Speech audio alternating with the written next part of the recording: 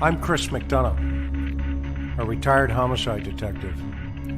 I've interviewed thousands of people, from serial killers to ministers. Welcome to the interview room.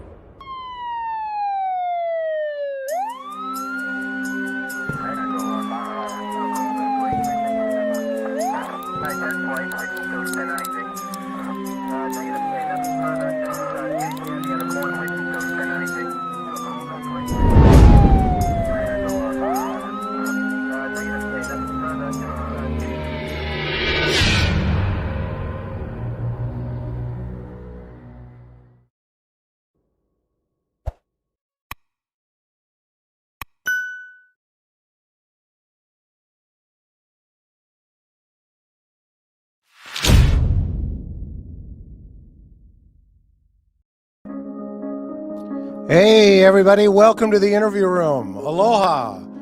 Man, it's great seeing everybody tonight on this Sunday evening. We're so thankful that each and every one of you are here this evening. We want to shout out to all of our mods out there, Miss Sophia, Maui Girl, Mimi J2, Four Sons Mom, Diana, Stephanie Herb, and of course, Sophie H. Without you, none of this could happen. And of course, all of our members, wow, thank you so much. We are really growing. We hit 91,000 today, subscribers. And all of you subscribers out there, if this is the first time you've been with us, we have a show for you. We are so grateful that you're here this evening. And don't worry about membership, just subscribe. If that's all you can do, that's all we ask that you do. Wow. Let me tell you something. We have a great family tonight. We are going to do a lot of things this evening. We're going to talk about the emotional arsonist. And I just want to tell you a couple of things about this before we get cooking here. And by the way, if you haven't noticed, Karen gave me this new board. And I just I'm having fun with it. I'm starting to learn, how this thing works. And hopefully the guys that are going to be coming in here in a little bit will put up with me, because I've got some really funny, some funny, things here. Hopefully I don't have to use them. It's a family show, of course. So we're going to talk about the emotional cyber arsonist, and a recent study, as well as not only here but overseas. One study in Psychology Today, and the other one came out of Europe. And so I want to start by getting the definition straight this evening. Internet emotional arsonist, also known as a troll, is someone who comes into a discussion and posts comments designed to upset or disrupt a conversation. Often, in fact, it seems like there is no real purpose behind those comments except to upset everyone else involved, i.e. gaslighting. And thank you so much, no. So these folks will lie, exaggerate, and offend just to get a response. In a recent study, it was discovered that they are actually horrible people, according to the doctors and the psychologists. And this is why the study linked to what we call the dark tetrad of the personality traits. Our goal here tonight is to discuss how these personalities are impacting criminal investigations and victims of crime, and why it is so dangerous. And I could not think of a greater panel to put together than the folks that I'm going to introduce here in a second. So, as you guys know, I've got this new board. So as we get a little roll call, I want to see where you are and where you're coming from. So tell me where you are as I introduce our panel this evening, and go. First up, Mr. Greg Cooper. Everybody knows Mr. Greg. Love him. Former supervisor. Everybody. Hey, buddy. Former supervisor of the Behavior Science Unit of the FBI and the executive director of the Cold Case Foundation. Absolutely love this guy. Right behind him, Mr. Dead Body himself, former coroner investigator, Nice. Dean Jackson. This guy's seen more dead people than I think, heaven. I'm not really sure yet, but certainly do love him. And right behind him, across the pond in the UK, is Mr. James Patrick. James, good evening. Evening, everybody. How are we? He hails from the UK and Scotland Yard. An amazing human being. Show him some love. Show him where you guys are all at up in the North Pole, Northern Light. I love it. I absolutely love it. Behind him is Mr. T. What can we say about Mr. T? He has worked with the military all around the world, a lot of other secret stuff that we're not allowed to talk about, quite frankly. And you'll notice he matches Greg and Dean. You'll also see that James and I both have hair this evening. And of course, last but not least, Mr. AJ Jackson. He's our social guy. This guy knows more about social media and probably the content that we're going to talk about this evening than all of us combined here this evening. My goodness, guys, thank you so very much for being here this evening. Let's see what we've got. Where's everybody from? We've got Indiana in the house, Australia, Tennessee, Scotland. They're all here. And also, so you guys know, James also runs the podcast Cold Case Live. So I have a goal here this evening. And the goal is on YouTube, when you get an opportunity this evening at some point, get over there and subscribe to that channel. They put it up recently, and I promised him I'd love to see, how many subscribers we could get at the end of this evening. Georgia, Kentucky is in the house, and they keep Sarasota, Florida. Thank you so much. Maine, Harley, how are you? Good. Bama, baby. Hello, go Bama. You guys look at Ontario. It's in the house. Gigi, thank you so much. Good day from Australia. Thank you so much, Suzanne, for being here. Middle Tennessee, would love it. Absolutely love it. Ontario. Anybody from the UK? How many UK folks we have here this evening? Canada's in the house. MH. Love it. Absolutely love it. So, Essex. There we go. Essex. There we go, James. So it's representing on your side over there, buddy. It's representing. Well, let's start off, with a couple of slides that I put together, just to kind of give us a baseline on what some of these research, what some of the most current research was showing about this particular problem. And, Dean, you actually came up with the name of tonight's presentation. Tell me what you were thinking when you came up with emotional cyber arsonist. Well, when we were talking about it, and everybody was kind of talking about how it feels and what you're seeing online, and maybe how people are responding, I flashed back to actually some videos that I've seen from cases where arsonists have gone in and started fires, and then come back and found a place that they could watch the fire from, and they're doing a narrative. And so one in particular kind of was popping into my brain, and this guy was just going off about how beautiful it was, and look at the flames, and was getting excited. Oh, there comes more fire trucks. And it was just this building thing. And I think as we were talking about, why people do this, and why people get so excited about this type of behavior on the internet, I just saw a real correlation between the two. And we were all kind of, I think, trying to say, well, how do we articulate this? And that's when I threw on the table this possibility of thinking at it, the extremist as being really what we would call emotional arsonists, people that go out and love to destroy people. They don't even have to put any hands on. They can just start the flames and then just sit back and watch the destructive nature of it. Awesome. Greg, you taught at the FBI Academy. Give everybody a little high level overrun on the psychology of what they've now coined here, the dark tetrad.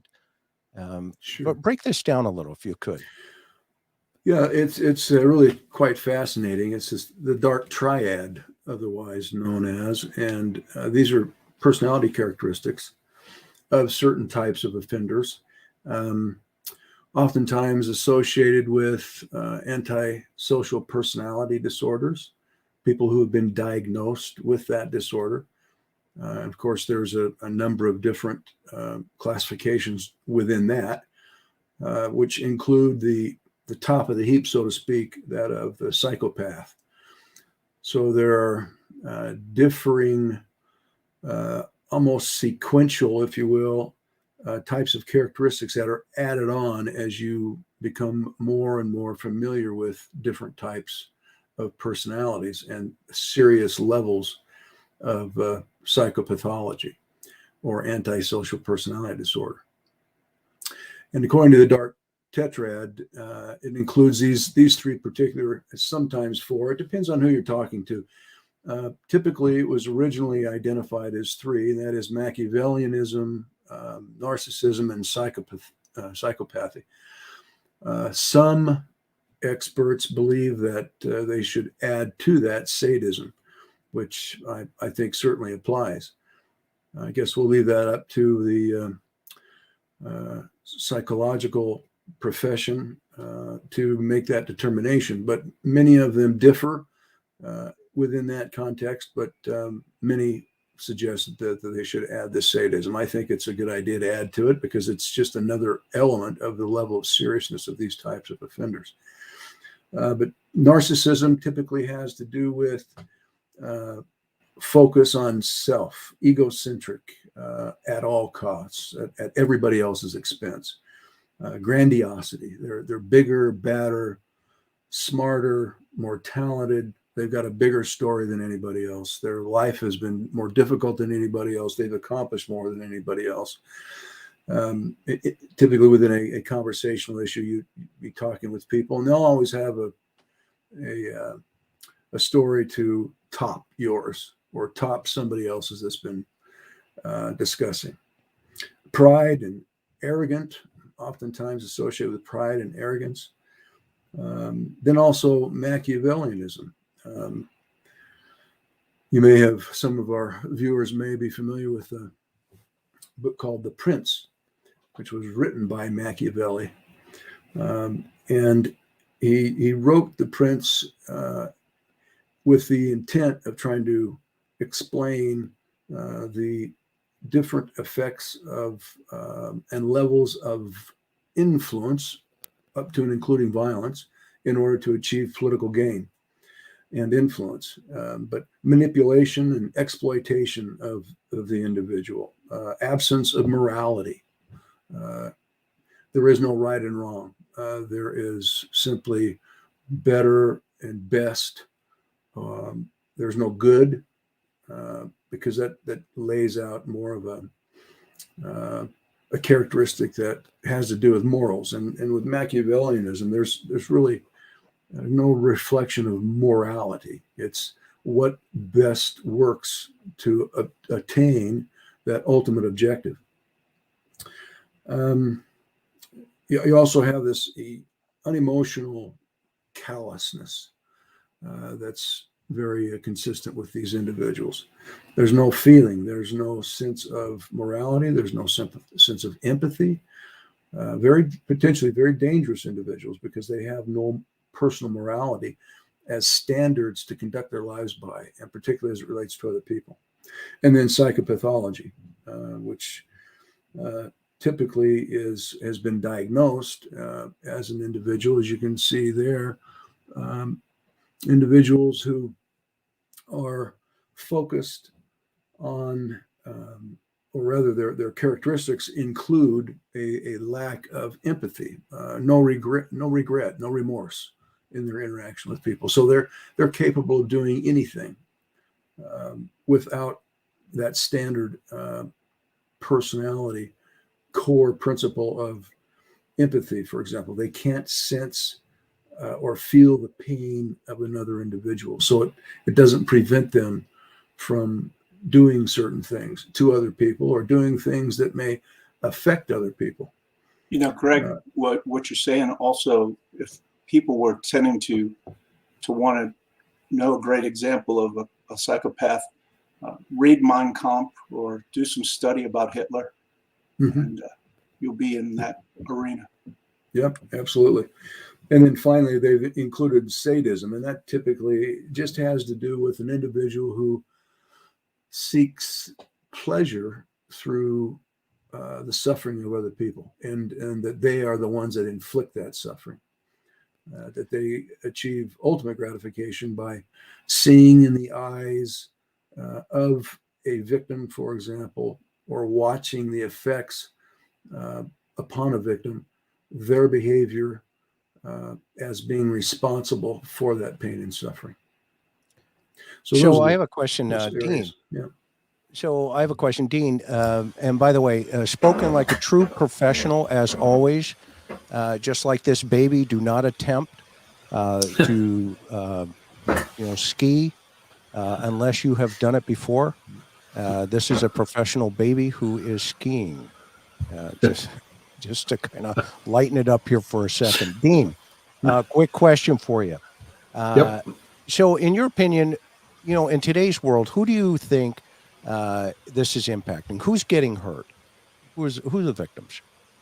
Well, I think, unfortunately, I think it crosses social, economic boundaries. I think it covers all age groups, because I think it just depends upon, what we're talking about, the nature of this being. But I mean, you've got young people, small kids who are getting out and engaging on the internet, and being manipulated or dealing with some of these types of personalities, to the other end of the spectrum, which we're dealing with senior citizens who are being oftentimes trolled and manipulated. And, in some cases, I think the driving factor obviously there can be a point to it, and that can be because there is a spectrum here, right? So I think in some ways it's just nitpicking at people, maybe on the very simplest form. There may be people who see it as a way to elevate themselves by stepping on other people. For some people, there's totally a financial component here. They're driven by trying to see if they can manipulate elderly people and get money out of them. But I think the really scary people are the people Greg was just talking about, who this is about creating chaos. This is about creating conflict. And that's where, believe it or not, that's where their joy and what really gets them going is to watch other people suffer, and almost to sit back and say, man, did you see what, and if they can get somebody else to go out and watch that, then it's almost like they've got an audience for what they're doing. Thank you. We've got a quick question here. Who wants to grab this? How would you negotiate with one of these people? Dean, you want, James, you want to grab that? Yeah, I think that kind of rolls into what the best thing is that we can do if we become a target of trolls. If you want me to hit that, Chris. Yeah, perfect. Absolutely, mate. Awesome. So look, I think the starting point is everyone always thinks sticks and stones may break my bones, but names will never hurt me. And the reality is that we're a bit beyond that, and there is actually some genuine crossover between what happens online and what happens offline. So you've got this group of people who are looking to damage others. They're looking for a reaction. They actually feed on hurt like vampires. They're just awful people. And there are sites across the internet which are actually dedicated to identifying what they call lulz cows. Now, what this means is that they pick out an individual and they have a secret forum where they get together and decide how they're going to make this person's life miserable and how far to take it. And that can be as far as defining the outcome, which might be directing this person to self-harm or suicide. And they pursue it doggedly, and it's organized stuff. It's awful.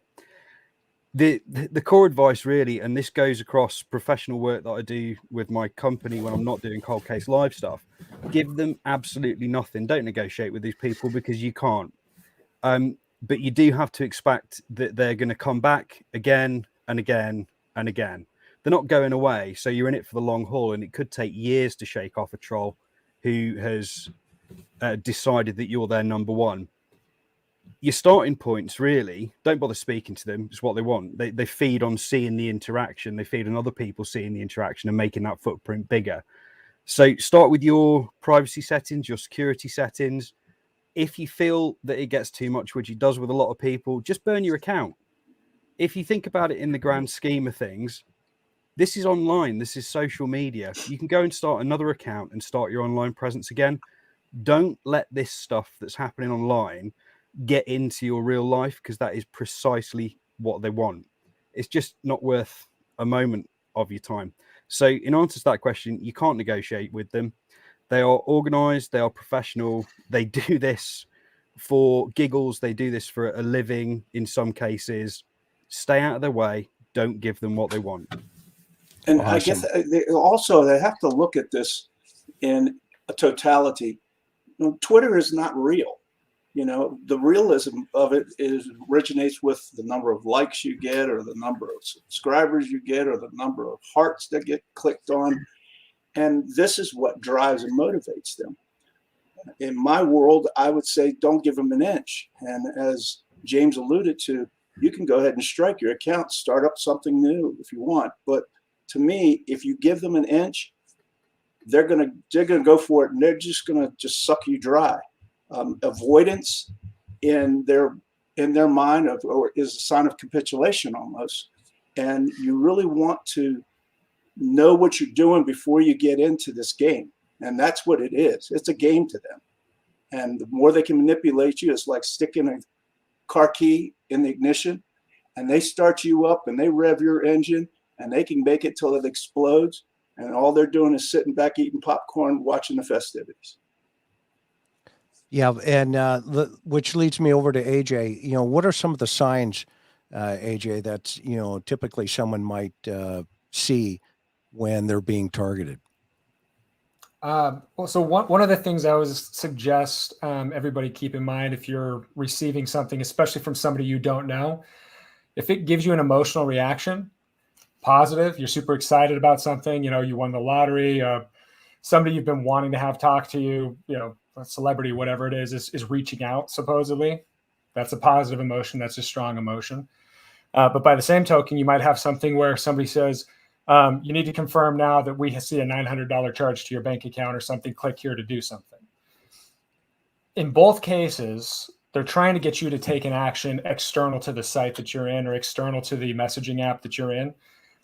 It's a very basic kind of a phishing/trolling mechanism that you'll run into. And so for me, the number one thing is if I see somebody who's trying to get me to have an emotional reaction, or if I have an emotional reaction to something, you just have to pause. You got to stop. You got to say, okay, do I want this to be true? Do I not want this to be true? What's going on here? And then you need to have protocols in place. So from, just a financial, because I'll start there, a financial safety mechanism. You never click any link that's come from anything, right? You make sure that you go back to your bank account or to any other, financial services through the mechanism you always go through, never through something that's come to you from somebody else. By the same token, if you see a comment, you see a message, something where somebody's, saying that they've got dirt on you, or they've got, something that they're trying to manipulate an action from you. First thing that you can do, best thing that you can do, delete if you can delete, block if you can block, ignore if you can ignore. And I mean, the real thing is, as long as you don't let them get a hook in you to start with, you can block new accounts all day long. And as James had mentioned, if you set your privacy settings properly ahead of time, it's literally as much of a nuisance as click a button, click a button, click a button every time they try to create a new account. And eventually they'll get bored and go somewhere else where somebody will engage with them, because, it's just like anything else. If you can't play with somebody else, it's not as much fun. So that's kind of what I try to make sure everyone, in my world kind of knows getting into it. If you're having an emotional reaction, stop. I don't care if it's a news story that you think you're reading. I don't care if it's a hyper, emotional side of things, positive or negative. Stop.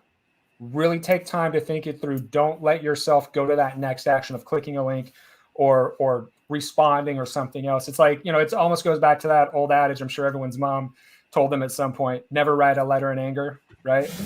Wait until you calm down. Same basic kind of a thing. If somebody's commenting or doing something like that on some of your social media, rather than engaging with them initially, step away from it. Because, the internet's not going anywhere. Yeah, If that's you great really need advice. to, yeah, if you really need to engage, you'll be able to do that later. Yeah, that tees up the next question here, Coop. With some of the characteristics of these personalities, right? I mean, kind of Yeah. break that down. Tiny Dancer has a question here. Are sociopaths born or made? What's your thoughts? Well, that goes back to the old debate on nature versus nurture. Are they born that way because of some genetic predisposition, or are they developed as a result of experience throughout their lives, particularly in their childhood? In my experience, I think I fall more along the line of nurture. I don't, and science has not yet determined that there is a sociopathic gene that has shown up in these folks. But typically, what we have found is that there are some common experiences that sociopaths, those who have been diagnosed with antisocial personality disorder, some common experiences that they've had in their youth. Even that, though, for example, child abuse, sexual abuse, emotional abuse, physical abuse in their childhood, there seems to be a common characteristic among some of these antisocial personalities that I would say probably a large percentage of them seem to have that common experience. At the same time, we know of an equal amount of people, and probably more, people who have had similar experiences, but never have been diagnosed nor behave as a sociopath. Interesting. Thanks. Appreciate that. Sorry, I had it on mute for a second. I apologize. Dean, what say you on the personality types? Make sure we mute out too after we're done talking. What are your thoughts on the different personality types, and how that behavior is affecting both the offender and the victims of this? I mean, what's going on here? Well, there's obviously communication going on between both sides of the house, right? And I think sometimes from the victim side of things, one of the things that we always look at, and I want to be very careful in how I say this, this is in no way to, in any way, do we ever want to shame or, put blame on a victim for the things that happen to them. But by the same token, I think we also have to realize that behavior or decisions that are made by victims sometimes puts them in an elevated risk. So maybe the most just generic example I could give you is that there's nothing wrong with taking your family and having a picnic. But taking your family and having a picnic in the middle of a freeway is not a good decision.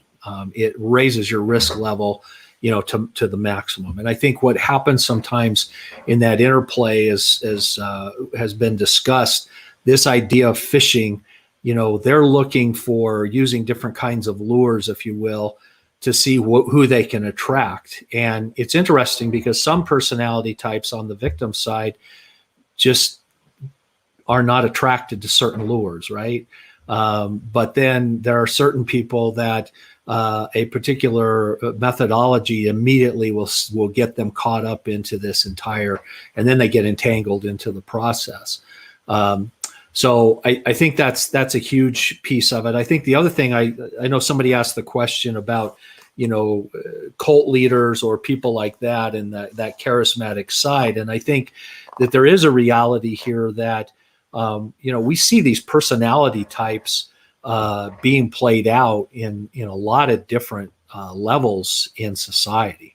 So not everything, crosses over into illegal behavior, but certain personality types, you can see even within business that it's more about winning than it is about, what's fair for everybody concerned, or, is it really for the client? Are they looking to really serve the client, or are they really looking to see how much they can take advantage of it? So, here again, thinking of these things in terms of a spectrum rather than, I think we always want to make things black and white and say, well, it's this, but you can see these personality types begin to creep into a lot of different relational contexts, and that interplay that's happening between the person who can ultimately become a victim and the offender. Fascinating. Thank you. James, is there a link, between these online harms and offline behaviors? Break that down for us. Yeah, look, of course, there is a link between online harms and offline behavior, and we'll start with the basics of it because it's really important that people understand it. Social media is a marketing platform. It is designed to get an output from you. That's exactly what it is. That's exactly what all of this is that we're sat using on the internet even now.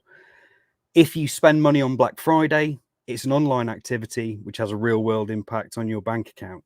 It arrives at your doorstep with something that you can plug in or something that you can use. You can engineer human behavior by tapping into fears and trust networks. But because of the way that social networks work, and because of how many more people are connected, and because of how much less regulation there is, you can tap into that much, much faster and more broadly. So that's really, really important. You can do that in malignant and benign ways as well. So you can get positive outcomes, like raising the profile of a great charity like the Cold Case Foundation, or a negative outcome, which would be something like spreading disinformation, which is prompting people to act in a way which is against their own interests. And we've seen it across the world. And all it's doing really is it's catalyzing the fight or flight reflex in people and just making them act in one way or another by tweaking emotional strings and doing it through voices that they trust. And that runs almost from marketing strategy all the way through to military warfare campaigns. So this stuff is perfectly real. It's really well studied too, but it is heavily nuanced. So there are studies from the States, from India, from the UK, growing into this huge bundle. And I've just spent 14 days, I think, doing a professional piece of work on this for a big public safety job. And yeah, there are these defined links. So you have got a link between online harm and real world self-harm and suicide, which is why governments are so concerned about it. You have got a distinct link between the periphery of youth violence and actual gang violence and stuff which has started or continued online. So defined link. And I think the really important thing to look at is that the online world now, and the way that we have our conversations, in particular the younger generations, it's like a jigsaw. So every conversation is taking place in about 15 or 16 different places, all at the same time in fragments. And you can build this back up to make a picture of an entire conversation. That's And a you can fascinating analogy. That is a fascinating analogy, because it's almost like we're talking in bits and bytes. That's what you're saying. Absolutely. So, yeah, And interesting. one of the things I found during this study that we've just done is that you've actually got this barrier where the online communication world separates. So you've got a point in time up to which face-to-face interaction and private messaging, which can be social media but not public facing, is a big part of it and is a big part of the knock-on effect of it. But then social media is a big part of the aftermath of that event. And that's actually where a lot of the trolling sits in, and it pushes people back towards those private conversations and actually leads into the online harms. So totally connected, lots and lots of nuance. And it's a relatively new study area too, because social media just hasn't been around that long.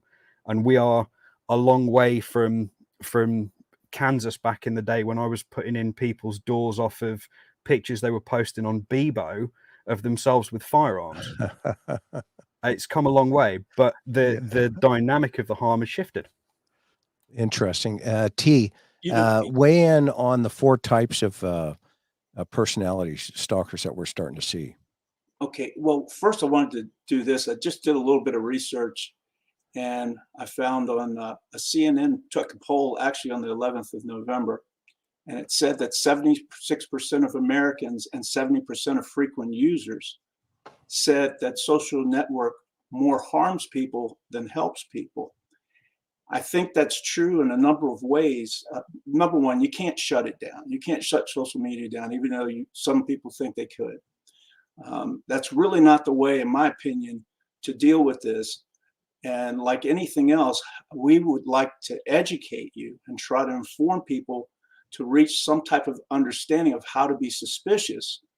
And one of the things my father always taught me was you should always be aware of the people that you're getting in the car with. And I recently went out and had something to eat and happened to see an individual, it was actually 8 females, teenagers, sitting at the table, and they're all texting. They're all on their phones. And I was curious, and I leaned over and I asked, who are you texting while you're sitting here with all your friends? We're texting each other. So the social interaction now has changed to, in my opinion, the most immature communication device of texting, as opposed to having proper communication, sender receiver, with people. And I think that becomes a big problem. We also have to look at social media has some serious addictive qualities. And the behavioral addiction, to me, is designed or defined as being overly concerned about the social media, and you're driven by this uncontrollable urge to log on, and then you devote so much time and effort that it actually impairs you to be attentive to the other important areas of your life. One of the things that my doctor and I were just talking about a couple of days ago, and I never knew it, I don't spend that much time on social media, was something called FOMO, fear of missing out. And there's a feeling of apprehension for individuals that feel that they have to know what other people are doing and what's going on in other people's worlds. And that they have this fear of regret of deciding that, it can affect their life if they don't know what's going on, that they can make a wrong choice or whatever. But the big thing is, to me, is that they have to stay continually connected to others and what they're doing. And this, in fact, affects them. And when we were putting this together, we were in a arena where I was saying, well, let me try to identify my types of what I would consider to be serious issues in regards to the people that are out, and we'll use the term trolling or cyber stalking. And I came up with 4 ideas. And the first one I called was a hit and runner. And that's a very spontaneous individual. They come in, they do what I like to call an emotional drive-by. They come in, start a fire, and then they watch it burn a little bit, and then they move on to the next person or the next victim out there. They get this real quick high, and then they're off to other endeavors. Coming from a tactical background that I have, the second one I call a tactician. And they're really into deception and trickery, anger, revenge, and control are what drives them. They have premeditation, they're calculated, they have very little regrets, and they adjust and overcome based upon the person that they're dealing with or the person that they're trolling, and then they move on. The third type I like to call the crusader, and they have the stalking qualities. They like to harass, embarrass, humiliate, and to me, they're kind of like the self-ordained spiritual leaders. They're telling other people what they think is right or wrong. And their mission is right, wrong, or indifferent to convince or persuade whomever they're trolling. And then the reality is that they invent or upgrade emotional roller coasters. Well, that's what their objective is, to send people on these emotional whirlwinds and throw them off of their game.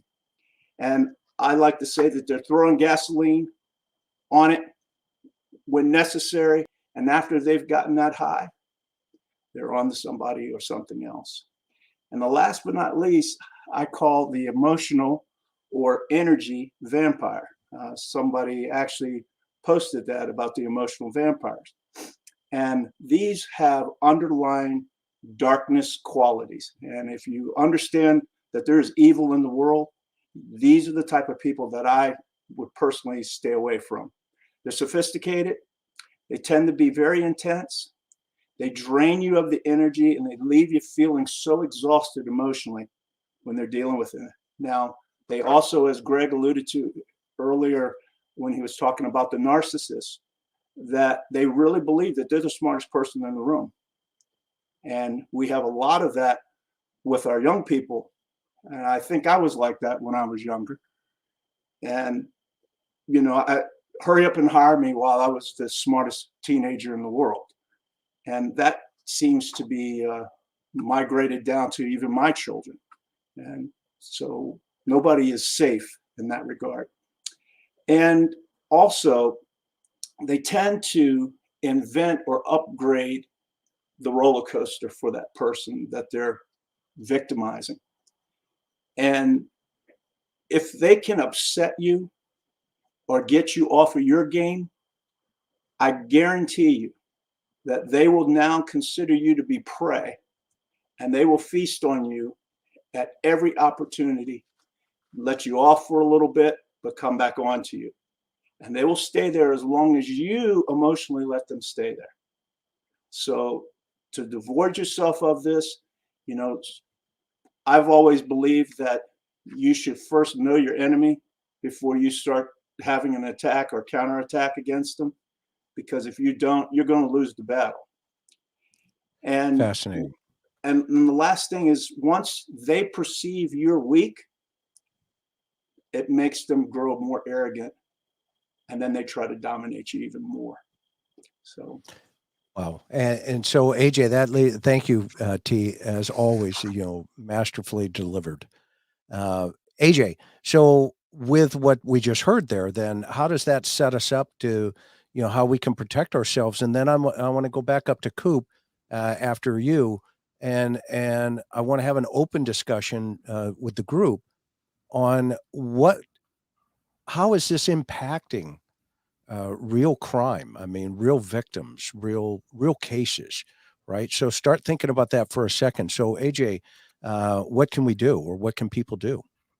Well, I mean, again, I think calling this the emotional arsonist is a really great way of looking at things. You know, if you have spent much time in any of your science classes, you understand the elements required for fire. One of those elements is oxygen, right? I mean, if you've ever been camping, you start a campfire, you have to blow on the embers to get it going. Interaction with any of these personality types is giving them oxygen. The number one thing you can do to make sure that this doesn't turn into a full-on bonfire in your life that's destroying and consuming everything, don't ever give it oxygen.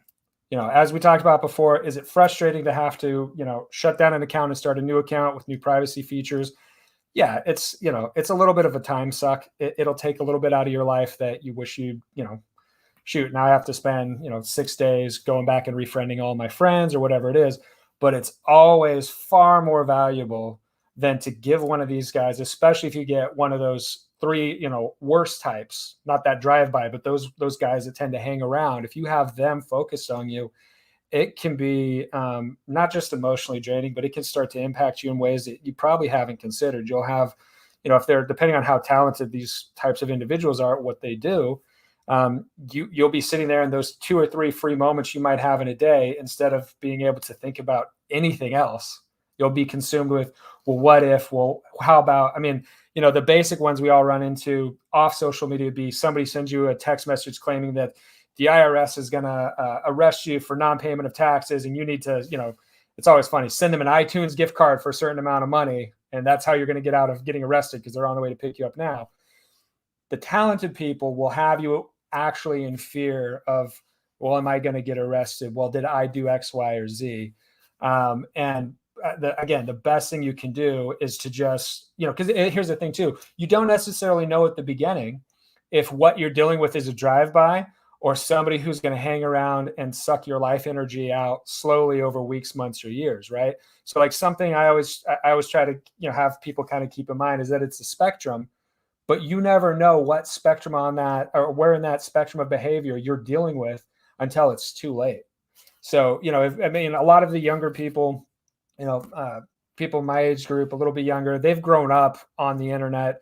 They're generally pretty adept at kind of figuring out and picking pretty quickly who's a troll. And, it's a sport for them to try to mess with trolls that are less talented. But, what I always suggest for my friends, my family, for my own self, I just don't engage, because I don't know what I'm getting into. And some of these people that are really more on that dark end of the spectrum, where you're getting into some really, scary stuff, you're not going to know what kind of tiger you have by the tail until it's too late. So don't give it any oxygen. That's the number one thing I'd suggest. AJ, I was just talking to a friend of mine a little while ago, and they were telling me about, I guess they were trolled online, some internet situation, and met an individual, and then the lies that were coming behind it. They've been going on for 4 months. They haven't met each other in person. I've got visa problems. I happen to live in the United States, but they never show their face. I can't get online, but I'm a cyber expert and a cybersecurity expert. And a lot of times we have to get to a point where we have to be comfortable with ourselves. And we've got to teach ourselves that we can't be there. Law enforcement can't be there to help you out. Friends can't be there until usually after the situation has occurred. So if your emotions are getting in the way of you making healthy or unhealthy decisions, I think that you should probably digress and look at yourself and fix yourself.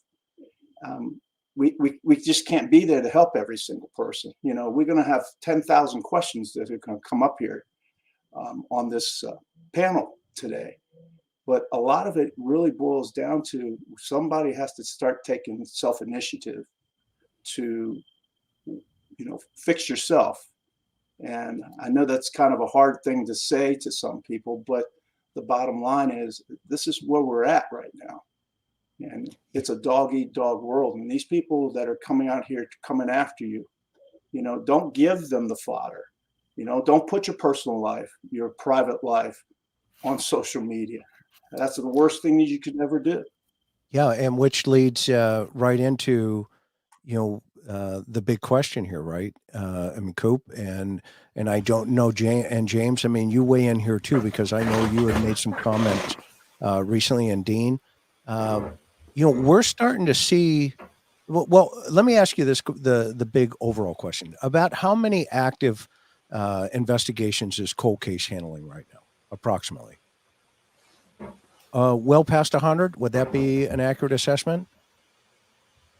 As far as what we consider to be active, we've got well over 200 cases that are at different stages, but we've got right now about 67 active cases that, and majority of those are in relationship with local law enforcement. Right, and these are real victims. Yep. Real investigations that ultimately will go to court. Yep. And so here's the big question here is social media can actively impact an active investigation, correct? Coop, we'll start with you and then we'll go to James and then Dean, you weigh in. You're muted, Coop. You're muted, bud. There you go. Yes, absolutely. It can definitely affect your investigations.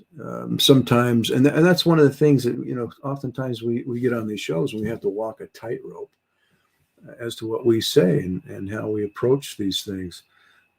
We want to be able to educate the public. We want to be able to make a contribution to assist law enforcement, but we don't want to jeopardize anything that law enforcement is doing.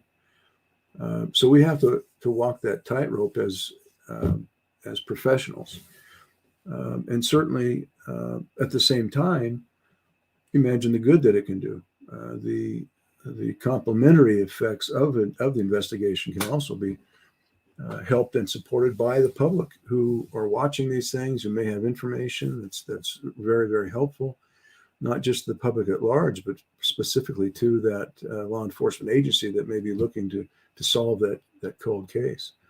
Let me just say real quick too, T, those I'm going to call those classifications that you came up with. Those are excellent. They're excellent descriptors, and I really compliment you on that. And this emotional arsonist, Dean, that you equipped for this topic tonight, that's an excellent descriptor of the type of individual that we're dealing with, or individuals. And it's effective for us to come up with these classifications to help the public understand personality characteristics of these individuals and the different approaches that are used by them. Not all are the same level of seriousness. And that's why it's important, as you've laid those out, that spectrum you laid out, T, it's very, very effective. But let me try to, if I can, give you a basic understanding for these individuals. These are criminal personalities, various levels of criminal personalities. And I like to say that, all people, legitimate and illegitimate, those who commit crimes, those who don't, all human beings have, according to Maslow, have those 5 basic needs that we have to satisfy. And it's no different for a criminal versus non-criminal. The only difference is in the way in which we go about satisfying those needs. And for a criminal personality, for whatever reason, whether it be the influences that they experienced in their childhood, whether it be an injury, a head injury, or whether they have some, you've got so many different opinions out there with respect to maybe there's a gene, a common gene among these folks, which has not been established yet. But the point is, as at some point, these individuals make a choice. They make a choice to commit certain types of crimes that satisfy those basic human needs. And when they can do that in more of an immediate capability, so they can immediately gratify themselves at those different levels, then they immediately associate, well, look, I can satisfy this need. I haven't been able to do it legitimately in my normal life with relationships, for example, but I can over here in this area and commit a crime and satisfy those same basic needs in an illegitimate way. But nevertheless, it can be just as effective for that type of individual, especially those that don't have standards of conduct or a sense of empathy and morality for other human beings. And if they continue to advance throughout that spectrum, they can become very, very dangerous people. And so the only option you have with individuals like that is to distract them or apprehend them.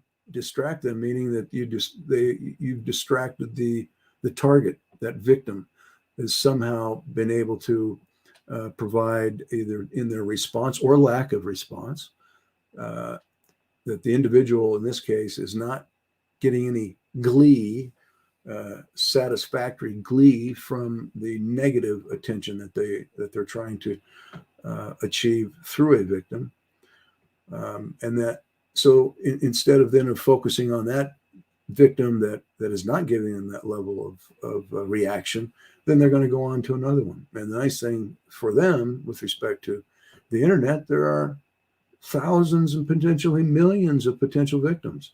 They're endless and it's ongoing. So they have the shotgun approach, and they can use the same approach to thousands and thousands of people and just waiting for the type of response that they want. And it's really interesting, I think, in that study, one of the things that was stated, quote, both trolls and sadists feel sadistic glee at the distress of others. Sadists want to have fun, and the internet is their playground. And that's a scary thought. That's a scary thought, because yeah. it's just total blind. Dovetail into that, James, from your experience. What say you over in the UK? Well, I think the interesting thing is that we're seeing this transition now to a real impact on investigations. So as these trolls and online groups are targeting either victims, families, police forces, suspects, they're picking sides. We're seeing these different impacts come through. At the lower end of it, you end up with what I call nonsense. So if you've heard of OSINT, which is something everybody talks about, open source intelligence, nonsense is nonsense intelligence, which is deliberately generated to confuse a picture, to muddy the waters. But these trolls, they're stepping up now, and actually they're looking at things like actively interfering in manhunts. They are getting to the point where they can distort public perception across boundaries and borders, which is going to make stuff like jury selection, unbiased jury selection, increasingly hard to manage as time goes on, which is a massive problem, and it's just not being addressed. You've even got, and there are cases of it, I'm not going to go into them here, but there are cases on social media fairly recently where you've got people encouraging others to remove, plant, or move evidence in live investigations. And this is all part of this problem that we have where everybody is all on top of everything as it's happening. Yeah, how scary is that? It's absolutely terrifying. And obviously, just the last thing really is that by the time these people are found out, because of how difficult it is sometimes to get through the firewalls of privacy information and international borders and finding things out, the damage is so far done by the time these people are caught that it renders that process completely useless. So I think we've got a real hill to climb in terms of making online activity compatible with the legal system and the safety of investigations as we know them, and that's just gonna be a massive challenge moving forwards. Interesting. Dean, dovetail into that thought, and then AJ will come over to you. And what say you? Well, I agree with what James is saying, but maybe to put this in a little more positive light, because I know we're talking about all of the social media and the internet, and there is very much a dark side to this, and dark potential and dark impact to cases. But I think there's also a really positive side and some real opportunities here. I would say from all the cases that we get and that we look at, there are some consistencies that we see across the board. One is that oftentimes the victimologies that we get are what we would consider to be extremely shallow and extremely narrow. Social media gives us a platform to find out a lot more about people, to go much wider in trying to understand who these people are. We know that as human beings, we all have a public life, we have a private life, we have a secret life. Now, the secret life isn't necessarily nefarious, but in a lot of cases it can be. And so being able to create an environment in which people can provide information. A lot of times we'll read a report and see where people have been interviewed, and then you'll get somebody new, and the question is, well, why didn't you ever bring this information to the forefront? And you would think they'd have this long, I was trying to evade or whatever, but sometimes it's very simple. I was never asked.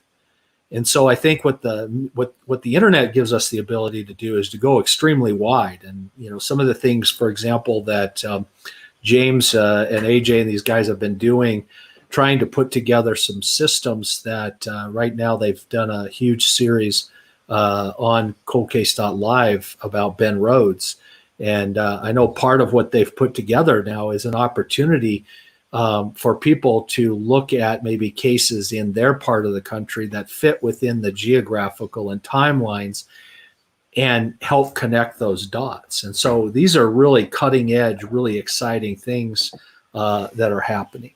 And I think so that aspect of it for me is extremely positive when we talk about just in the arena of understanding victimology. I think on the other side of it, people oftentimes are really afraid to get involved, to step forward, to talk about things for various reasons. So we see in cold cases that over time does create problems for us in that it's been a long time since the crime, but it also helps us because sometimes people are more willing to talk about something today than they were willing to talk about, let's say, 15 or 20 years ago, because relationships have changed, positions in life have changed.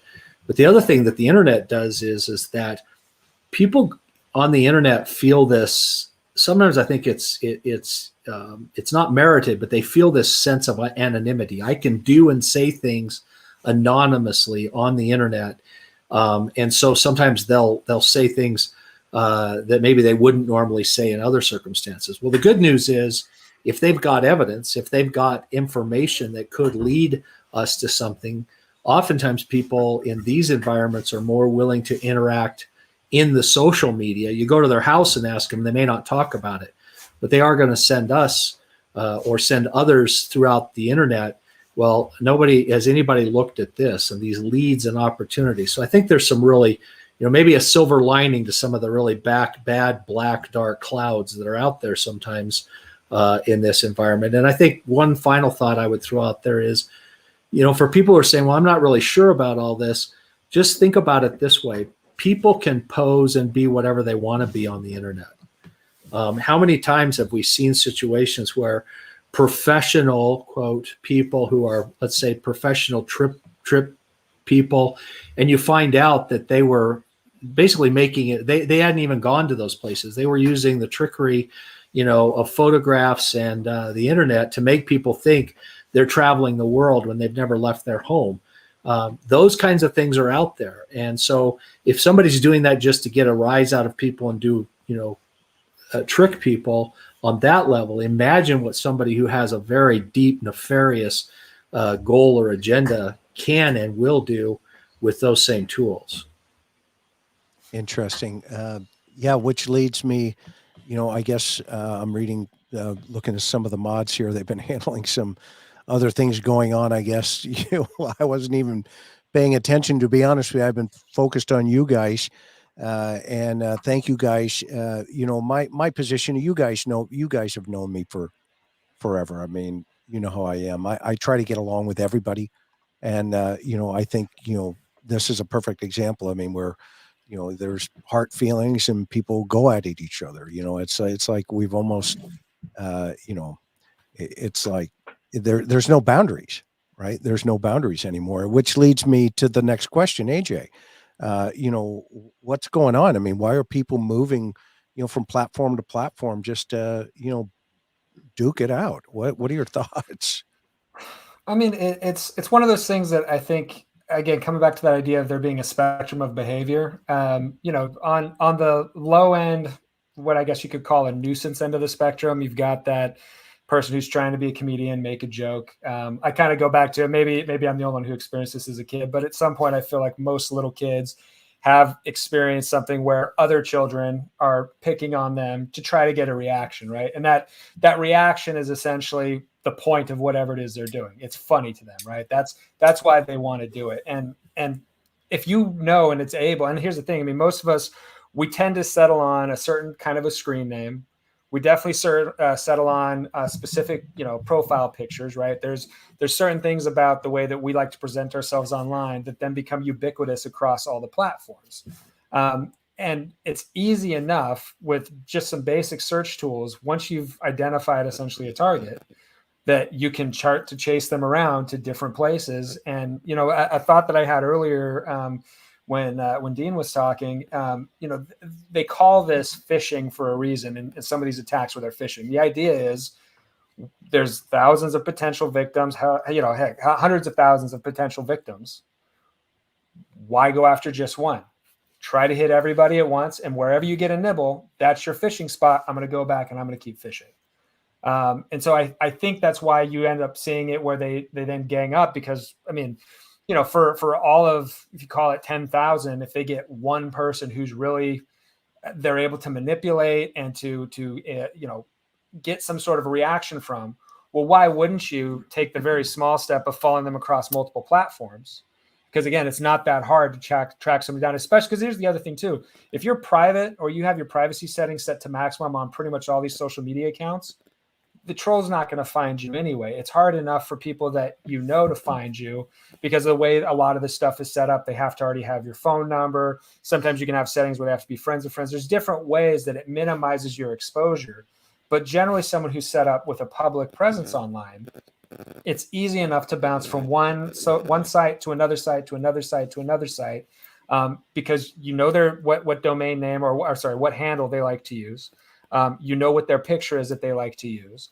What types of content they're into. So even if you get into something that's specific about motocross, or if you want to follow them to Reddit and different things, there's ways that if from the stuff, I'm just thinking Facebook, if you have a public Facebook page, interests, who you are, generally your email may or may not be visible, and then the handle that you prefer, they can track you down on pretty much any other social media site you've left yourself up publicly. So again, if they've already gotten a reaction out of you, well, I know this is a good, for lack of a better term, fishing spot. I'm going to go back and I'm going to keep hitting over and over and over again because I know I'm getting what I want out of it.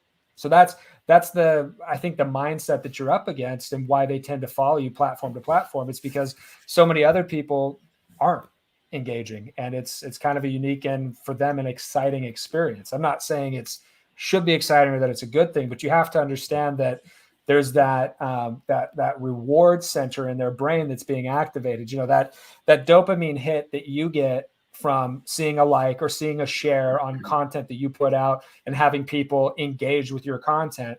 They have a very similar experience that's happening in their brain when they're getting you to freak out, to comment back, to try to block them. Once they have that engagement, it's a game for them, like a cat with a mouse. They're enjoying it, and as sadistic and hard as it is for people who, really don't want to be in that situation, you have to understand in that, that you've essentially allowed yourself to become the prey. So stepping back from it, privacy setting, things like that are always going to be your very, very best, I think, option in terms of protecting yourself.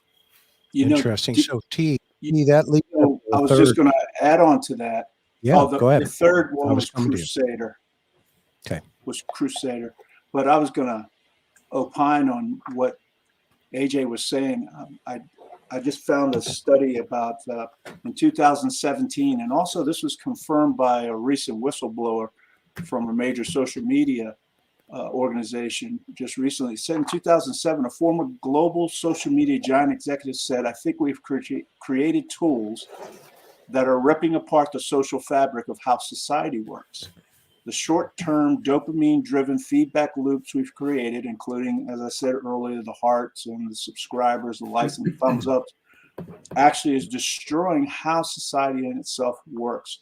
There's no more civil discourse. There's no cooperation, only misinformation, mistruths." And that they alluded to that this wasn't an American problem. This is a global problem. So, we're up against some big forces. And I mean, we social media can be used for good. There's no doubt about that. However, I think us being more informed and teaching other people to be more informed. I was just talking to somebody about, they were trying to find what they would call reputable news, so how to delineate. And I said, well, the only way that I could look at it is I find 3 or 5 sources that I'm comfortable with, that I'm confident with, that I can get back up and go do my homework, my research, find out that they're mostly credible, transparent, those types of things. Because anybody can write anything these days. Yeah. And they hold it as gospel. Yeah, exactly. And it's a fine line sometimes in relationship to, I think what people, I think we forget as a society, even as a world responsibility, right?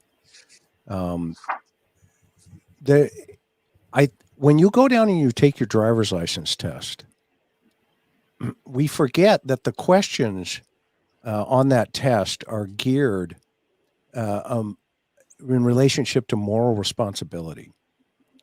And you look at the line in the middle of the street, and they give you two options. It's a solid line, or it's a broken line. It's a broken yellow or whatever, depending on what country, but they're international. The line means the line. And you take a test in relationship to your knowledge of that line. When do I cross it? When do I not cross it?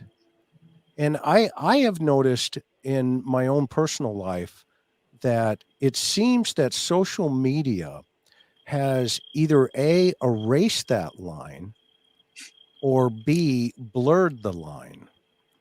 So that what we're seeing is head-on collisions of personality types.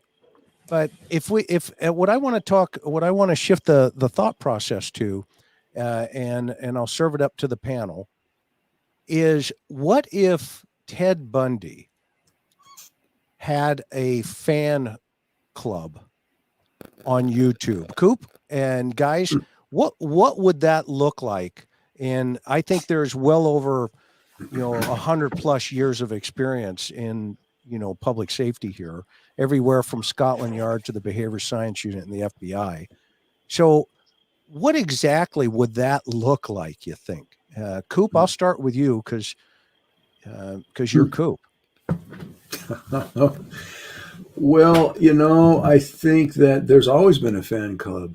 It's just now we have the internet that's available for them to get together and talk about these things and eventually even associate with each other.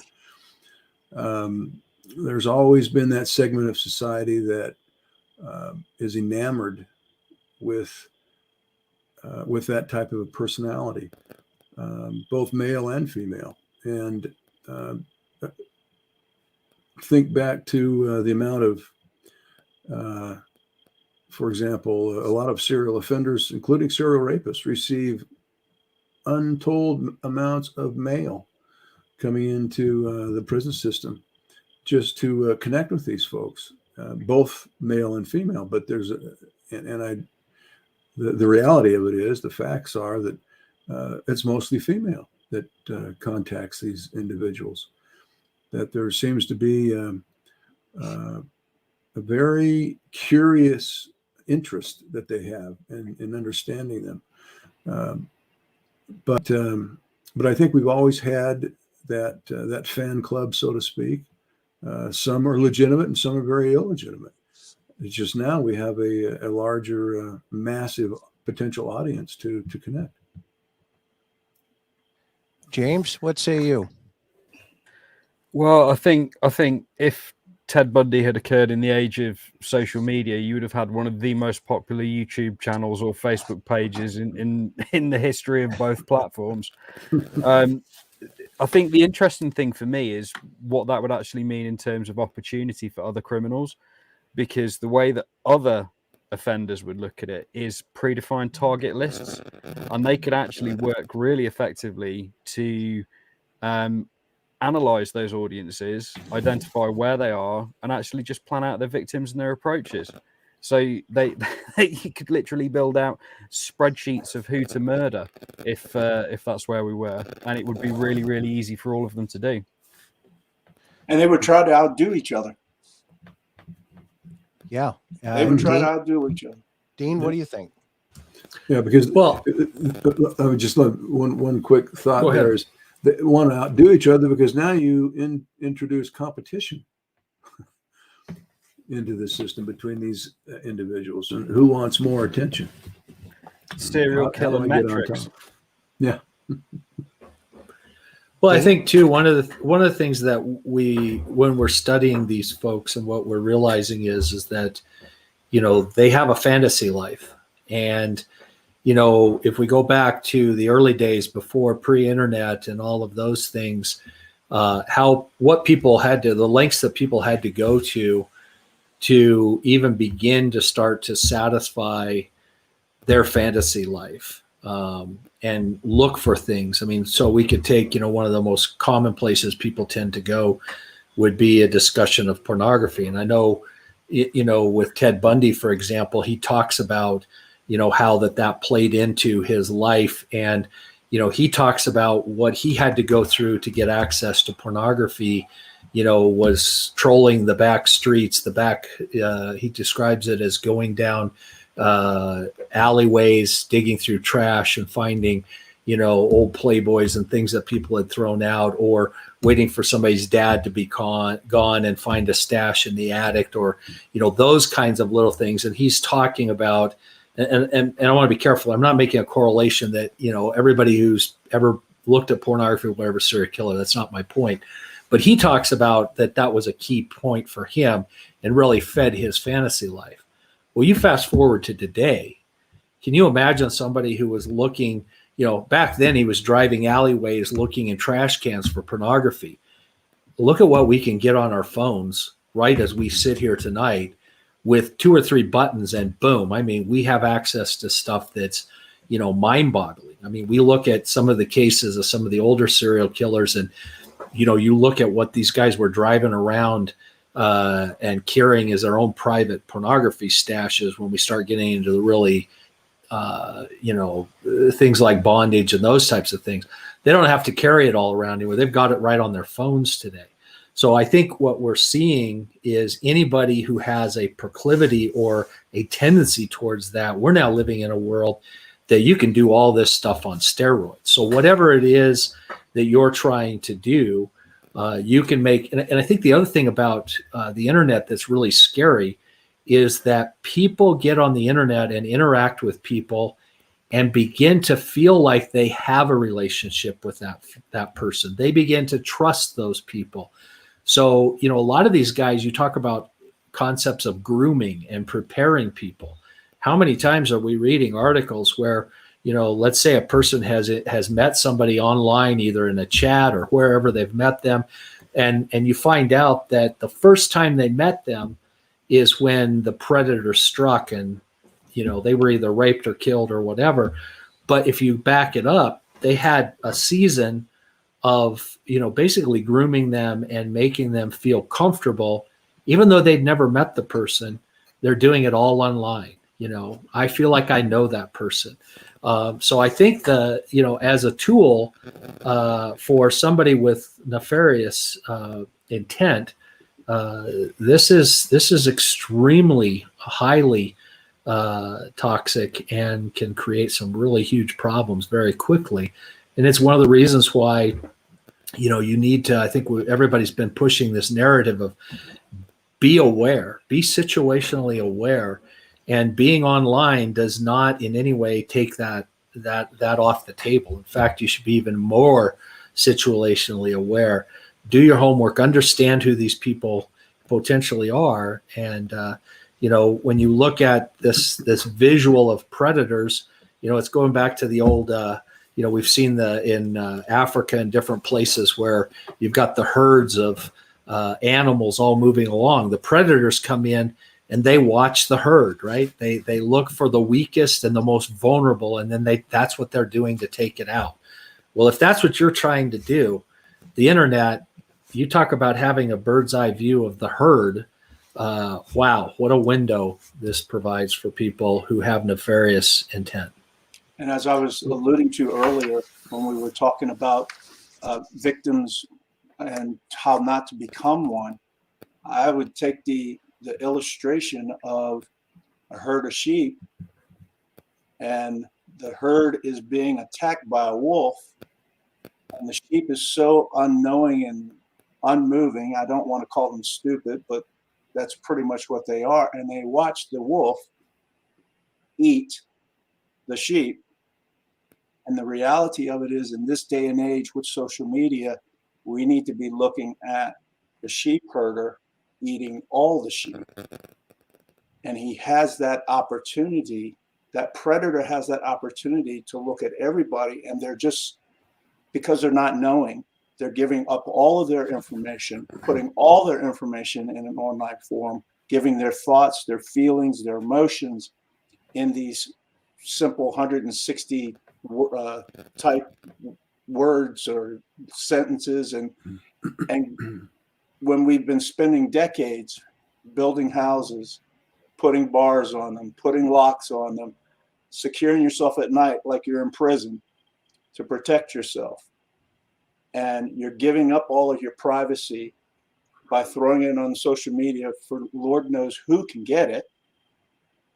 And everybody has access, and they can come and invade you. And we like to call it, psychological warfare. We call it psy-war, or we call it psyops. It's a psychological operations. And to put you and really affect your belief system, your value system, we can get into your emotions, your motives, your reasoning, even in get into your behavior. And this can really just mess you up. And I'm saying, if you've got children, we can't let our children out anymore. We can't even let them play on the front step anymore. And even if you put them on the front step and you're sitting out there with them, you're still going to have to be situationally aware. And that's what the world is coming to. And what? Some of the, Go ahead, Greg. And now, because of the internet, and for example, on these dating sites, you've got a situation where the wolves are coming forth in sheep's clothing, and as if they're just like everybody else out there with the same intent of wanting to get to know people and increase their social lifestyle, etc., in a very legitimate way. So they present themselves any way they want to, as has already been mentioned. And now I think particularly those people that are using dating sites to meet people, to be very, very careful about how they go about that process, because these become some of those good, so to speak, hunting areas or fishing holes, if you will, for those individuals with nefarious purposes. Interesting. Let me grab this. Does anybody know about Elaine O'Hara case out of Ireland? James, would you know that one? Have you heard of that one? She was sounds like she was a nanny of some sort and was murdered. I don't know much about it, Kara, personally, so I don't want to comment on it. But maybe somebody else knows. Rings a bell, but I wouldn't be qualified to dig deep on it. Okay. But thank you for the donation. Grateful. I saw somebody else put up here, Dennis Rader and Coop. I don't think a lot of people know, how long the Cold Case Foundation and others, we've been studying. We studied that guy long before they caught him, because the question was he alive or was he dead? And I mean, personal conversations with the case agent, et cetera, back in the time for you and others. And if Rader, Rader's a good example, and others. I mean, there's a guy in Dallas right now who was killing elderly. I think they got him on 18 cases right now. And that, this dynamic in of itself is just unbelievably fascinating, because it really, to James's point earlier, it's almost moving the dial potentially, for investigators to really rethink, is this information that's credible? Am I seeing it? Or is this, just something, the abilities to Photoshop photographs, which James, you mentioned earlier, plant evidence potentially just by psychologically moving a herd, that herd mentality that was just discussed. There are so many, red flags in the future for law enforcement. And I'm kind of glad that, the Cold Case, we're kind of ahead of the curve, for lack of a better term, as an organization, to even have this open discussion here in the forum. And we love your comments, by the way, everybody. And I'm just going to pitch real fast the Cold Case Live. If you have not had an opportunity to get over there, please go over and sign up. It's a very low minimal, fee, but it helps support the efforts and the work that the Cold Case Foundation is doing. where there are actual families and victims who are in need.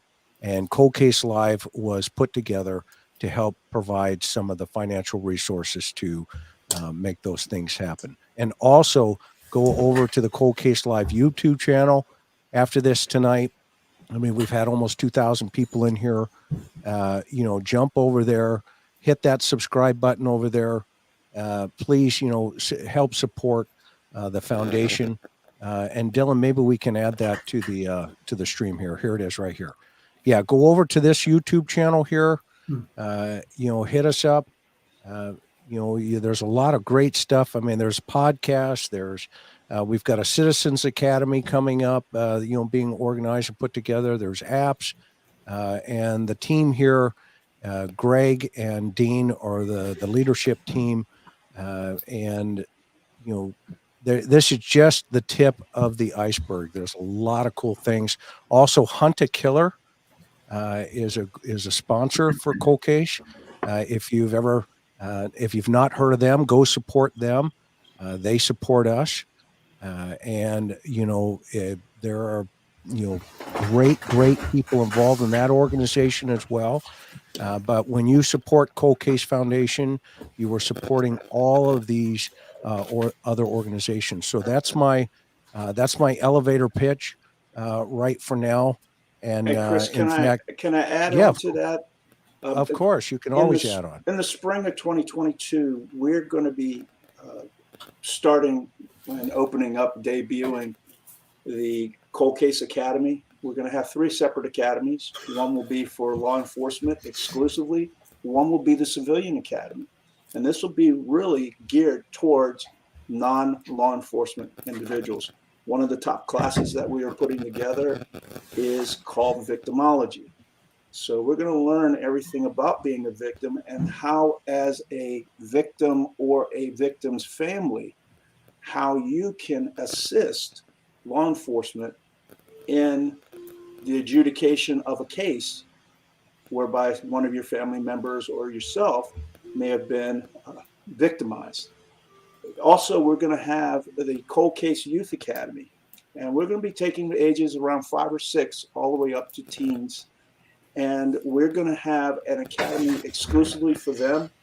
That will be a free academy, and that will be hosted by our instructor avatars. And at some point, we will also have live instructors there for that. But that's all coming here right after Christmas in early spring of 2022. Awesome. Can I dive in as well, Chris? Yep. Go ahead, James. Go. Yeah, just to take the opportunity, because I can see some of our Cold Case Live members in the chat. Hello, Mary Girl, and all of you. It's lovely to see you all.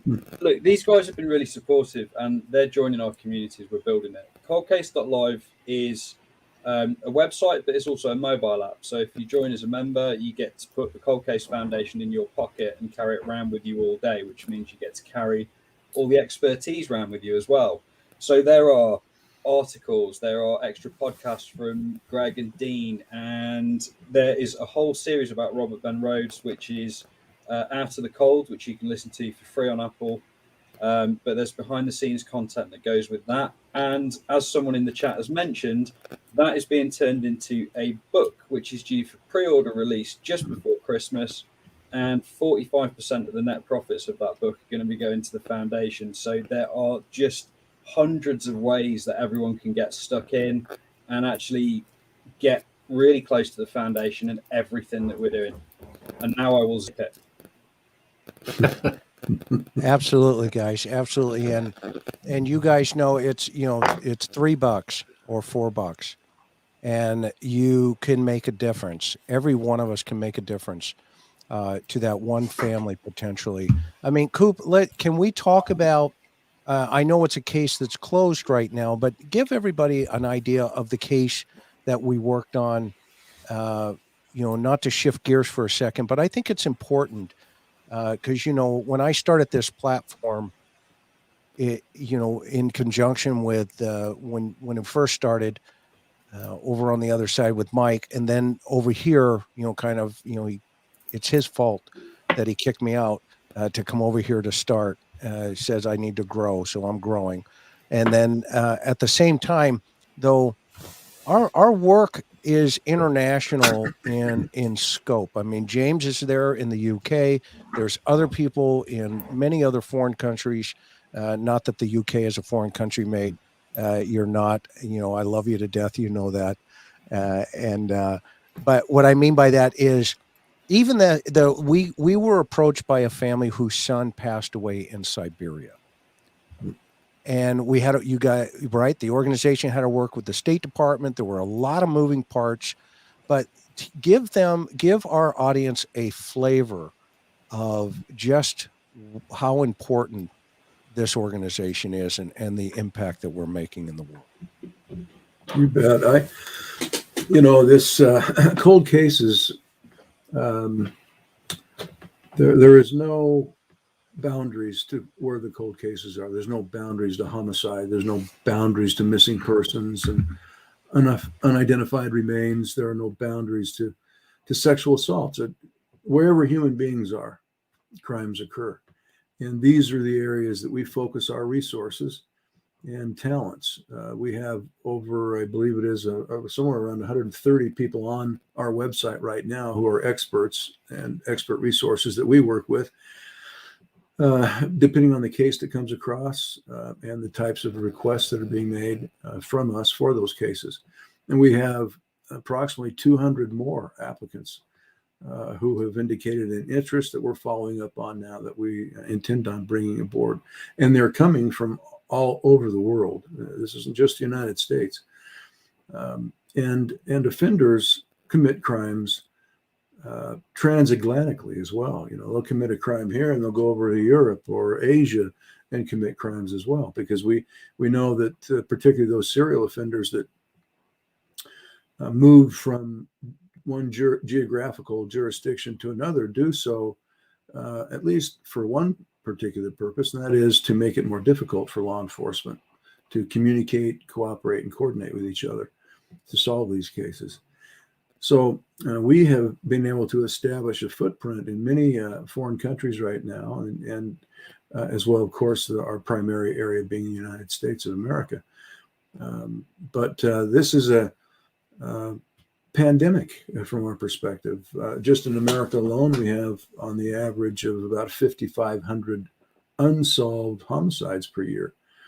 And when you start adding numbers of sexual assaults, rapes, particularly with serial characteristics, unidentified remains, and missing persons, you're talking thousands and thousands of people on an annual basis. So they're well over, in my estimation, well over 250,000 cold case homicides.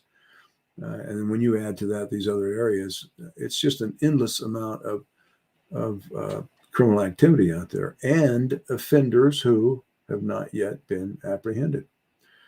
So we know that for every cold case, there is, I think, a reasonable expectation that that individual that has not been apprehended is capable of committing more crimes wherever they go and wherever they commit their crimes. So our function is, number one, to ultimately get to a point where we have the resources to make available to law enforcement agencies and victims' families the ability to ensure that there never will be a cold case, that cases will always be worked immediately and continuously without interruption. So that's one area. And the other is to provide expert resources to law enforcement agencies and victims' families at no cost. When you consider that our function here within the United States, under the guise of the Constitution, Declaration of Independence, that we have a duty and an obligation to protect life, liberty, and pursuit of happiness, right? Well, when any of those have been violated, we as law enforcement are responsible to ensure that who's ever responsible for violating those things are brought to justice. And we'll do all that we can to support law enforcement and victims' families in ensuring that that occurs. Appreciate that. So, yeah. AJ, you had something? What are you thinking? You're on Yeah, mute. I was just going to jump onto what Greg had said. I know it's probably a little bit weird to think about a transitory offender that's moving across international borders. When we talked about Robert Ben Rhodes as a truck driver, he moved across the entirety of the United States and into Canada on multiple occasions. But there's a documentary I saw recently, and this kind of ties back into your question before regarding what would Ted Bundy fan club look like today, right? Or Ted Bundy in today's social media. I can't say the exact name of the documentary because it does have curse words in it, but it's don't mess with cats, but change the word mess. And it's a true story about, obviously it's a documentary about an offender in Canada who his offenses escalated starting from torturing and killing small animals, which he was doing online and putting out online in order to essentially gauge a reaction, try to get a bit of a following, graduated to a homicide that he broadcast live on the internet. He then dismembered the body and sent to different places to cause a stir and left Canada. And I believe, if I remember correctly, his next stop was in Germany. He may have had one stop in between. I might have mixed up. He might have stopped in Italy or something before that. But anyway, he went transatlantic and he was over there looking for his next victim, his next score. And again, talking about the social media aspect, the grooming aspect, his victim, he found on Craigslist. He created a situation where he was able to groom this person for a certain amount of time. So keeping in mind the international aspect of this, I think, is super important, because especially now, it's not like it was 100 years ago, where if you wanted to go to Hawaii, you had to sit on a boat for 6 weeks, right? To get out there, or 2 weeks, or whatever it would end up being. You're there in less than 24 hours anywhere in the world. And so keeping this focus international is very important, because even though we all have jurisdictions that we deal with, all of our team members have different jurisdictions we deal with, all of our partners in law enforcement have very specific geographic boundaries that they bang into, and they go, I can't go beyond that. There's nothing keeping an offender from moving from place to place to place. And so I think an important thing for folks to keep in mind about what the foundation does, what having all of these different team members does, is we can be a good mediary or mediation center to a certain extent, to help make sure the right people are talking to each other.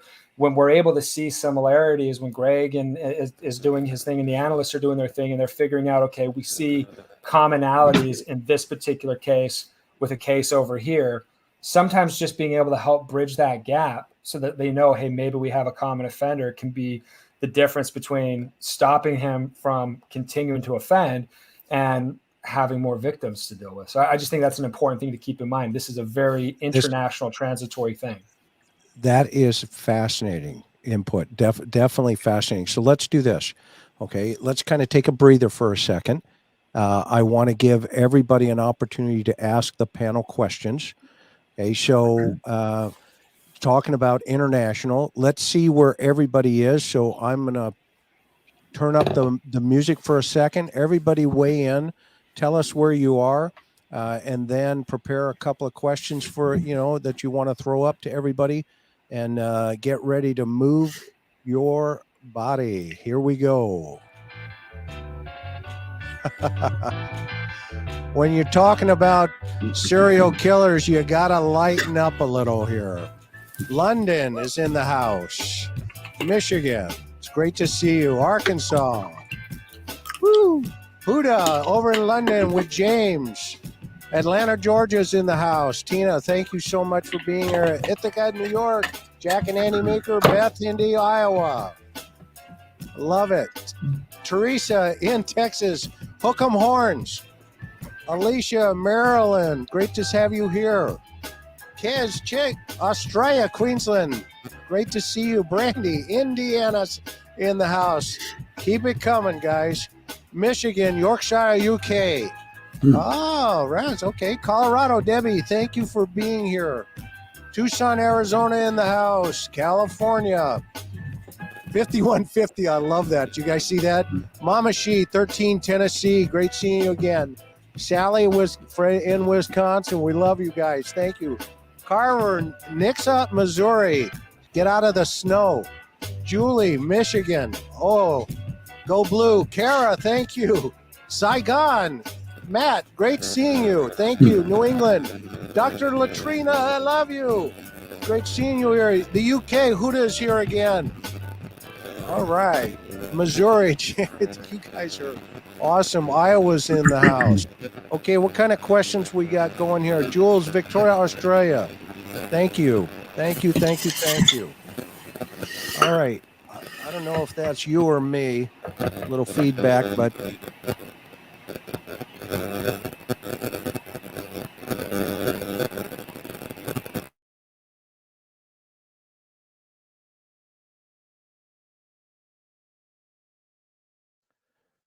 Okay, I don't know who that is, but that was a good one. He All said right, it must Greg's earbuds. I don't know what happened, but everybody mute out. Okay, Corp Deb has a question here. So I think if we mute out, everybody mute. Somebody's got something going on here. I think Dylan was saying that it was Coop's earphones might be going Coop, low. your earphones, your headsets may be dying. Not bum. Uh-oh. That's all right. Can you Just hear me? mute. Just mute out. Yeah, just mute. There you go. Oh, it's him. He's the suspect. Got it. Okay. What? No, don't go That was anywhere. an easy You stay here, investigation. mister. That was Stay an here. easy Okay. investigation. So we got a question here. From Corp Deb. Are all criminals evolving because of internet and social media? It's the first part of her question. And then, are we dealing with a more dangerous personality? Who wants to take that one? I'll start on the first top. Go ahead, James. You can go ahead. Okay, James, you're up, James. Should we split that too? I'll tell you what, you take the second half, I'll take the easy bit. So are all criminals evolving because of the internet and social media? Well, kind of. It's just that criminality changes shape because it relies on the opportunity to do the deed. So the connectivity of people and this erosion of borders and barriers between people, it's kind of like, if you can imagine, the entire world has left its windows open for a burglar. That's exactly what it is. So criminality is going to adapt and it's just going to seize on the opportunities. And if you look at the huge increases in fraud, that arises just purely from the fact that online safety and security is a bit slipshod. So people are going to prey on it. And the more private data that you put out in the world, the easier it is going to be for you to be singled out for a criminal.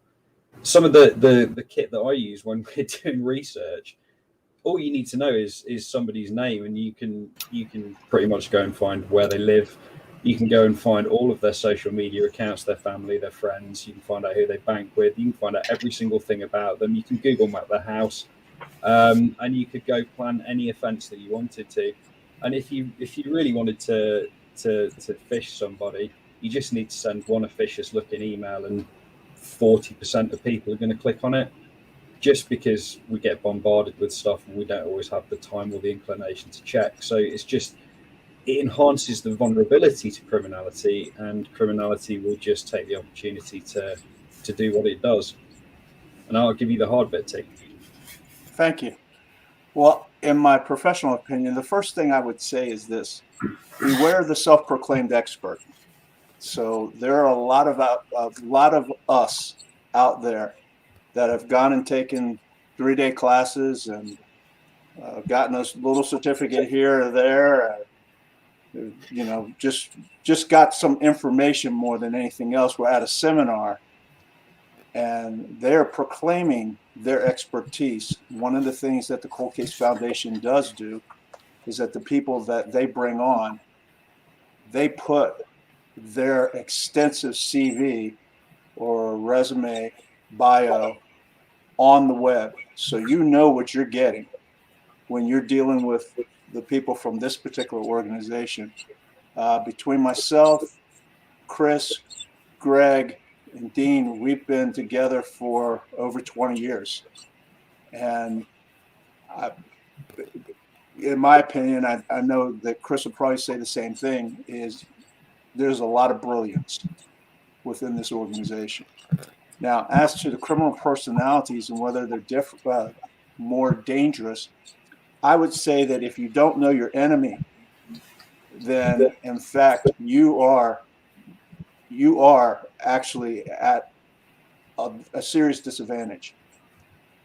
So would that make him or her more dangerous? Absolutely yes. And there's only two ways that you can make yourself what we would call a hard target, and that is to devoid yourself from being on social media, or being in an arena where you're actually saying, I just want to be there and see what's going on with the family and things of this nature. But you can't get involved. You can't be doing a lot of posting. You can't put up pictures. One of the things that I'm adamant about is that I don't want my pictures up there, not so much for me, but for the people that I associate with. Bad guys will come after it, and I know that all too well. So, yeah, and one of the questions that was put up, that's perfect, T, thank you. One of the questions that was put up, if somebody cops out on the internet, can that be used in court of law? And the answer is absolutely. And in fact, I mean, I think everybody here would get a party popper and pull that cord if somebody copped out, right, guys? Everyone. This is great. So, any more questions coming up here? Want to make sure we get everybody. Looks like somebody's. I see what you're doing. Okay, good. Does CCF need staff from Canada? I may know a guy with the correct experience and education. Dean, you want to grab that? And Coop, I think you're getting feedback. We are always looking for people to come on board. And so, yes, if you know somebody who has specific expertise, please have them reach out to us, and we're more than happy to go through the process. I think Greg mentioned earlier, our biggest difficulty right now is that I think we have probably over 200 people right now in the queue that are trying to go through that process. And so the difficulty we have is just vetting those people and working through that process. So the more information we can get and the more references we can get, that makes that job just that much easier. So. Yeah, most definitely.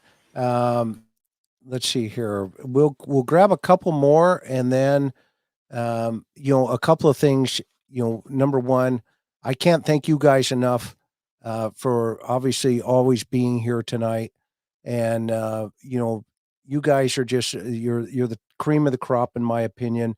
Like you said, T, we've known each other a long time. I'd never met anybody, from Scotland Yard until I met James. I mean, what can we say about that guy? I mean, he is just an amazing human being, and he's humble. I think that's the cool part. I think we all, when we peel back an onion, and you start seeing who these guys are, and I'm not just talking out loud here. We see it when our organization gets selected to train the task force for the Native American Operation Lady Justice, and you listen to the instructors, you see how they've lived their lives, and then you realize, okay, this is why they're there, and we've got almost 100 and how many guys right now in the organization team? We're about 115, I think, active. But the other thing is we have a lot of people that participate with us offline, so they're committed to what we do. We can pick up the phone at any time or contact them, and they'll share with us. I think the other thing I would just kind of add to what you're talking about there that really makes this unique is that, and this has started at the top with Greg. I mean, I've worked with Greg now for probably 25 years. And one of the things that I love about this organization is this is not, the pro from Dover kind of approach. Greg has kind of put together really a group of people. He uses the terminology that, this is like the Mayo Clinic approach. Let's get as many professional people that know what they're talking about in the room, because the product we produce is unbelievable, not because of one person, but the synergy and those people feeding off of each other. And I always tell new people who want to come on board, I'll describe some of our reviews that we do. And I said, there's two things I love about it. One is just how much I learn every time we go through the process because of the caliber of people that are on board. And the second is what I call the popcorn moment. Anybody's ever cooked popcorn, you turn on the heat, popcorn's sitting there, and then all of a sudden it just starts taking off and the kernels start popping. And you see those moments when you get all of these unbelievable professional experts all at the same time, all focused, because this is in real time. It's not, we'll get a hold of that person next week and see but in real time, and they begin to feed off of each other.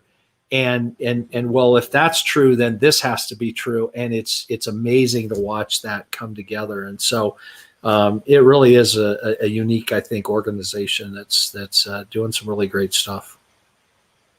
Well said. Well said. And Kezchick 56, that answer or that comment right there is exactly why we do what we do. And we're grateful for what you just said right there. And there's been some pretty big hitters, that are connected to the group, the organization that Coop is in the lead. We've got Francine Bardot. She created the method on extracting DNA from gun shell casings. She didn't just do it; she created it.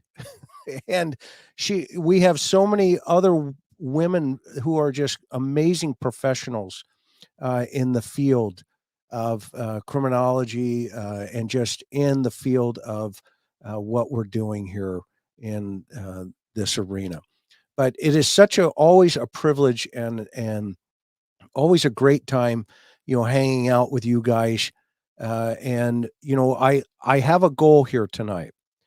If any of you at the end of tonight's show, what I need you to do, I'm going to ask you, please go over to Cold Case Live, sign up, support the organization, support the Cold Case Live podcast. There's all kinds of really cool stuff. Download the app, go to YouTube, hit subscribe on the YouTube channel that James runs over there. And James, anything you want to pitch? And then, so what I'm going to do is I'm going to give you, a couple of, say what you need to say. And then who's going to get the closing word here tonight? Coop, you want it? Or AJ, do you want it? I don't know. Can you hear me? Yeah, I can hear you. The only thing I would say to everybody out there is, I know we've talked a lot about the dangers of social media. It can also be a wonderful place. Wonderful things happen. Obviously, the stuff with .live, and just on a personal note, it was a nightmare getting there. But I met my wife through a dating site on social media, and we've been together for years now, and I wouldn't change it for the world. So just because there's bad guys out there doing bad things doesn't mean that you need to hide in your house, drop curtains, lock the doors. There's ways that you can be safe. You have to be pragmatic. You have to think about what you're doing. You have to be intentional with what you do. But I'll just leave it at that. There's definitely wonderful things that can come from using these tools. So don't be afraid. Yeah, and if they want to, I think if it would be a good idea if people want to, things that you guys, could put together for them, right? A class or something. If there's a topic of interest raise it to the top of the flag.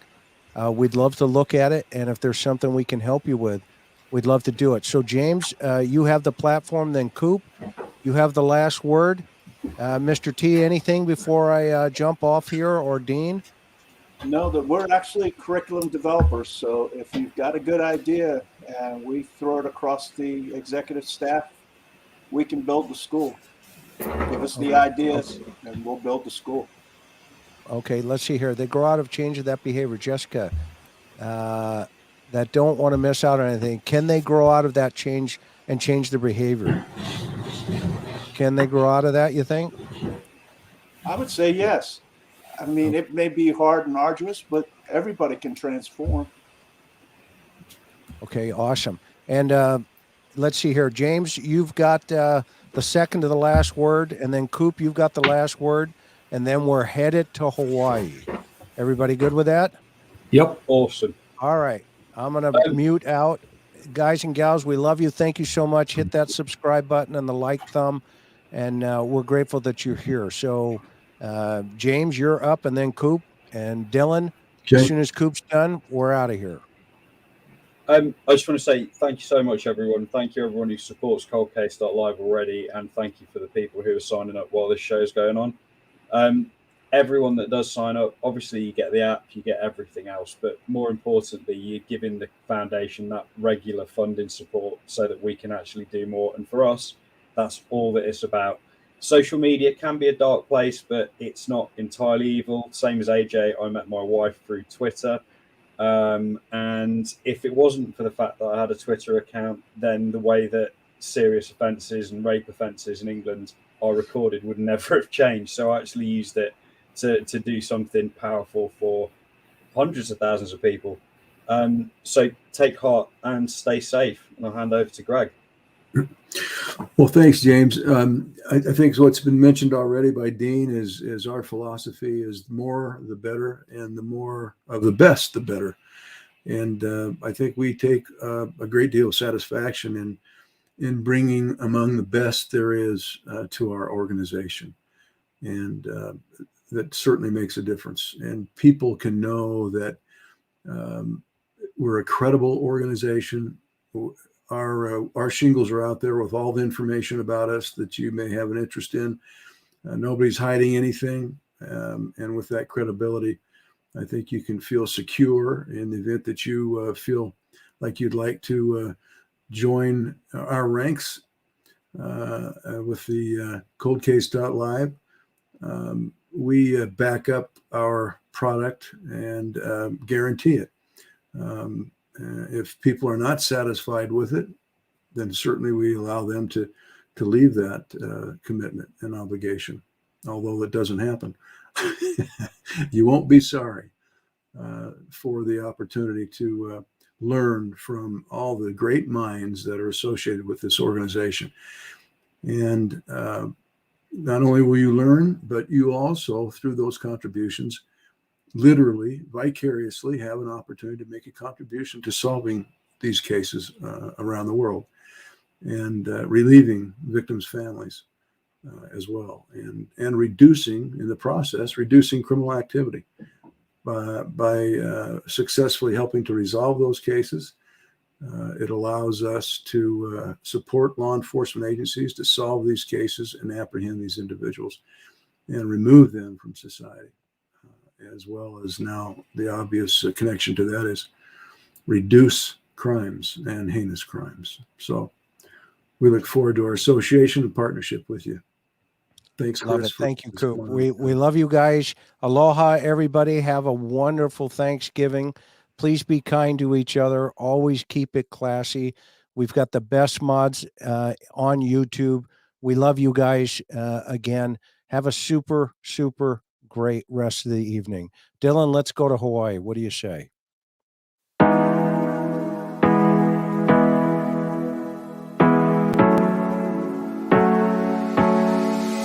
Hard working every day, I'm stressed out 24/7, babe.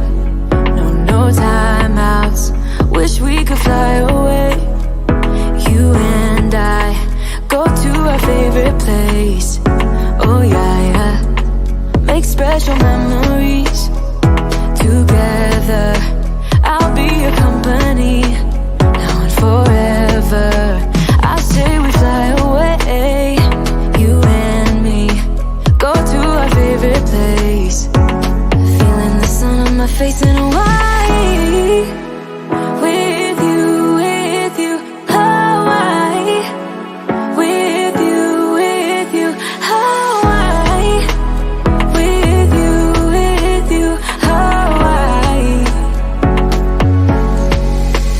I need a summer breeze.